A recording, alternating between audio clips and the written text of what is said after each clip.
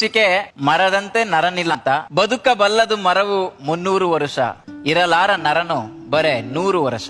ಬಿಸಿಲ ಬೇಗೆಗೆ ಬೆಂದು ಚಳಿಯ ಮಳೆಯಲ್ಲಿ ನೆಂದು ಕೊಳೆತ ಕಸಗೊಬ್ಬರ ತಿಂದು ಬಾಳುವ ಮರಕ್ಕೆ ಸಾಟಿ ಇಲ್ಲದ ನರನ ಬದುಕಿಗಿದು ನಾಚಿಕೆ. ಇಂದು ಬೆಳೆದಿಹುದು ತಾನೆಂದು ಹೆಮ್ಮರವಾಗಿ, ಬೇರ ನಿಡಿದಿಹ ಮಣ್ಣ ನಂಬಿಹುದು ಸ್ಥಿರವಾಗಿ. ಬಂದ ದಾರಿಯ ಮರೆತ ಮನುಜನೇ ನಿನಗಾಗಿ, ಕೊಡುತ್ತಿಹುದು ಒಂದೊಂದು ಪಾಠವ ಬದುಕಿಗಾಗಿ. ದೂರದಲ್ಲಿರುವ ಮರಕ್ಕೆ ನೀರ ನೆರೆದವರಿಲ್ಲ, ಮೃಷ್ಟಾನ್ನ ಭೋಜನವ ಅದು ಕೇಳಲಿಲ್ಲ. ಮರಕ್ಕೆ ಮನೆಯಿಲ್ಲ, ಮಲಗಲು ನೆಲೆಯಿಲ್ಲ, ನಿಂತ ನೆಲೆಯಲ್ಲೇ ಸಂತಸವ ಬೀರುವುದು. ಸಂತ ಋಷಿಗಳಿಗೂ ತನ್ನಾಶ್ರಯವ ನೀಡುವುದು. ಎಲ್ಲ ಪಡೆದಿಹ ಮನುಜ ಮರಕ್ಕೇನೂ ಕೊಡಲಿಲ್ಲ, ಏನೂ ಪಡೆಯದ ಮರವು ಕೊಡುವುದನ್ನು ಬಿಡಲಿಲ್ಲ.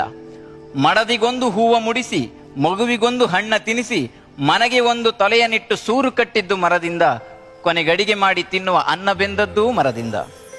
ಬಾಳಿನುದ್ದಕ್ಕೂ ಬಲವ ಕೊಟ್ಟ ಮರವ ನೀನು ಸುಟ್ಟು, ತಿಂದ ಋಣದಲ್ಲಿ ಸ್ವಲ್ಪ ತೀರಿಸು ಮತ್ತೆ ಗಿಡವ ನೆಟ್ಟು. ನೆಟ್ಟು ಬೆಳೆಸಿದರೆ ಒಂದೊಂದೂ ಮರವನ್ನ, ಸತ್ತು ಹುಟ್ಟಿದ ಮರವು ಮೆಟ್ಟಿ ಹಿಡಿಯದು ನಿನ್ನ. ಹಸಿರ ನುಳಿಸದೆ ಮನುಜನುಸಿರು ಉಳಿಯುವುದಿಲ್ಲ, ಮರವ ಬೆಳೆಸದ ಮನುಜನ ಬಾಳಿಗಿದು ಒಳಿತಲ್ಲ. ಒಬ್ಬೊಬ್ಬರೊಂದೊಂದು ಗಿಡವ ನೆಟ್ಟರೆ ಸಾಕು, ಪರಿಸರದ ಬದುಕಿಗೆ ಕೈ ಹಿಡಿಯಬೇಕು.